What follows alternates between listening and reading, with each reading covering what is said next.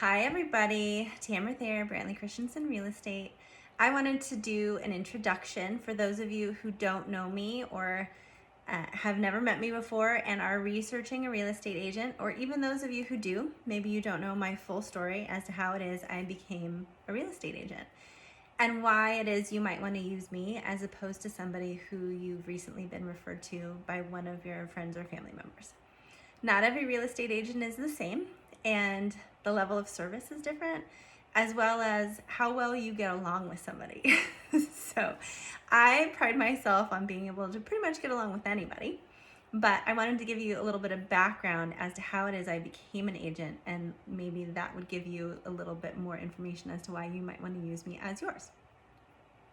I am what is referred to as a unicorn. I was born and raised in the Portland metro area, predominantly in Oregon City. I have since moved back to Oregon City after spending 20 years in Portland.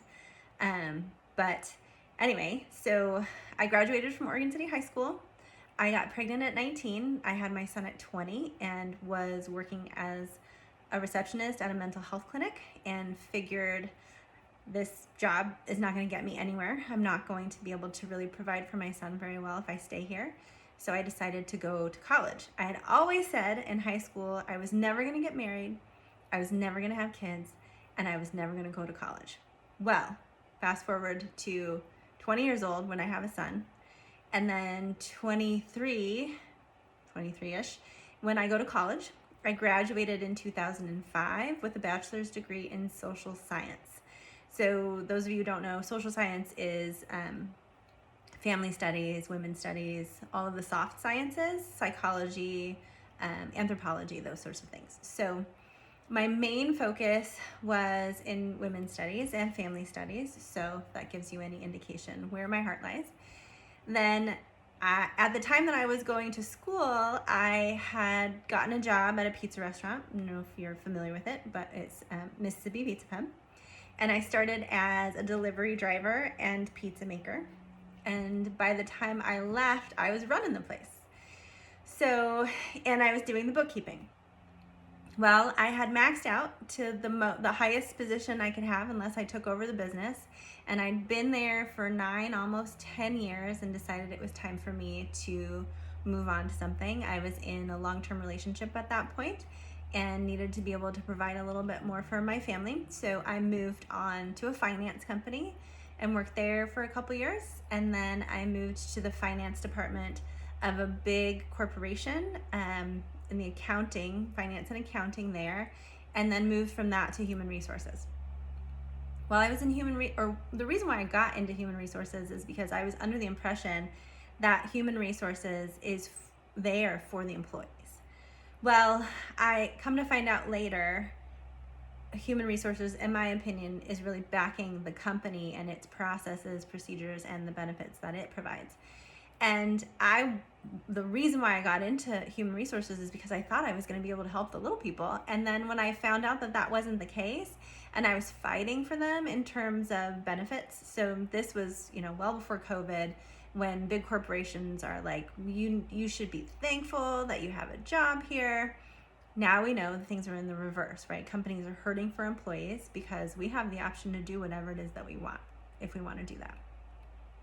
So I was always pushing to give them better benefits, to entice them and to treat them better so that they would stay with the company. And the company was like, we're all about penny pinching and the bottom dollar for us and our shareholders and things like that. And I said, you know what, this is not my jam. This isn't what I want to do. I want to be able to help people provide for their families and do better for their families and set goals and achieve them outside of corporations. Corporations are made up of people, but they aren't people. And I really enjoy people. So I decided that I would try my hand at real estate. So if you can imagine, I am a fighter and I like to do good things for the people who I have as clients, and I treat them like I would treat my family. I'm always super honest and authentic, and I want to make sure that any questions that they have get answered satisfactorily. And if they have any questions that I can't answer off the cuff, I will find out that information and get back to them. And I try to serve them with a customer service mindset. Having worked in a lot of fast food and customer service oriented fields, I think that it's really important. I also think everybody should work in fast food at some point in their life so that they have that sort of mentality that not necessarily that the customer is always right, but you should lead your life in a customer centric sort of way so that we're in a customer service industry that if we don't serve our customers well, they're not going to come back to us and they're not going to refer us to somebody else. So I think that that's really important.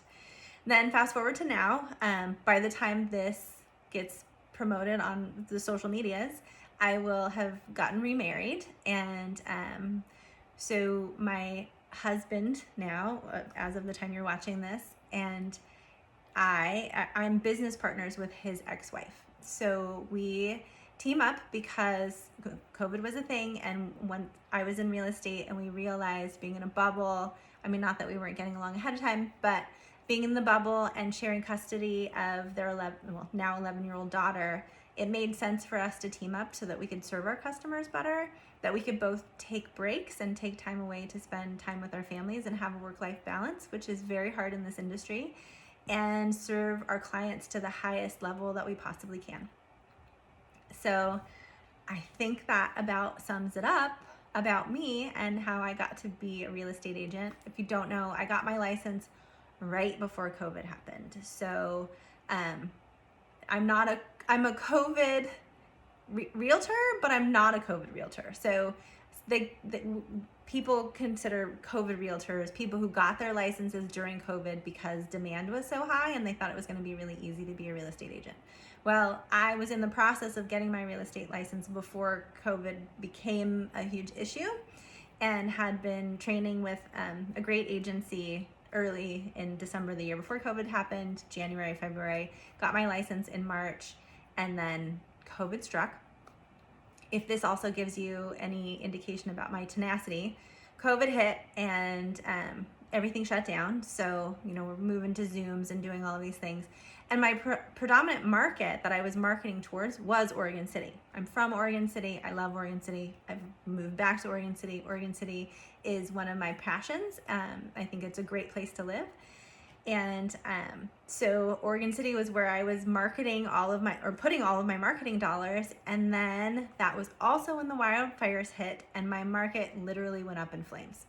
So I had to make a pivot, and that was when I teamed up with my now business partner, my husband's ex-wife, and the rest is history. We've been very successful with out-of-state clients. We've been very successful with first-time home buyers. We've been very successful with flippers and investors and everything in between, friends and family. So if you yourself are looking to buy or sell or know anyone who does, and you watch this and you see me and you think that I would be a great fit for them, please don't hesitate to refer them to me or reach out to me and give me their information, your information, what have you, and I look forward to working with you in the future. Thanks for listening.